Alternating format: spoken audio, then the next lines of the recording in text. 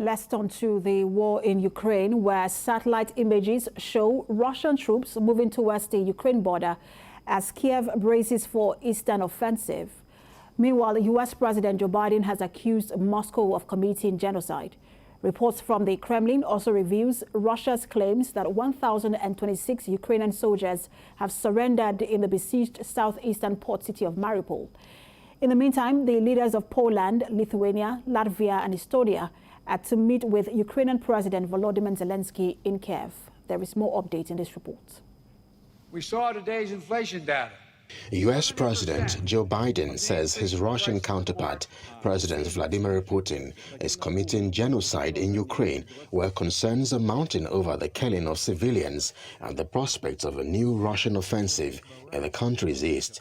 Speaking to reporters in Iowa about a plan to curb rising gas prices in the United States, President Biden used the word genocide to describe events in Ukraine. I'm not going to wait to take action to help American families. I'm doing everything within my power by executive orders to bring down the price and address the Putin price hike. In fact, we've already made progress since March inflation data was collected. Your family budget, your ability to fill up your tank, none of it should hinge on whether a dictator declares war and commits genocide in half a world away. Meanwhile, Russian President Vladimir Putin, together with his Belarusian counterpart Alexander Lukashenko, visited the Vostochny Cosmodrome in Russia's Amur region on Cosmonautics Day. A bilateral meeting of the leaders is planned, after which they will talk to reporters. This will be the first regional trip of the Russian president this year. And staying with Moscow, Russia's defense ministry says on Wednesday that 1,026 soldiers of Ukraine's 36th Marine Brigade, including 162 officers, had surrendered at the besieged port city of Mariupol. There was no immediate comment from the Russian president's office, the Ukrainian general staff, or the defense ministry. Russia says 151 wounded Ukrainian soldiers were treated on the spot and taken to Mariupol City Hospital.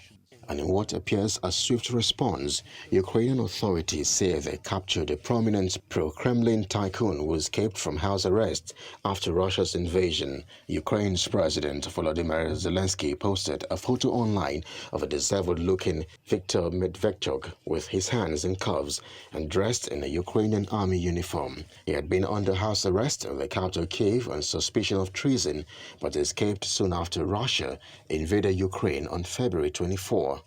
Elsewhere, Lithuanian parliament has proposed qualifying Russia's military aggression in Ukraine as genocide of the Ukrainian nation and called on the international community to continue supplying a broad range of weapons to Kyiv.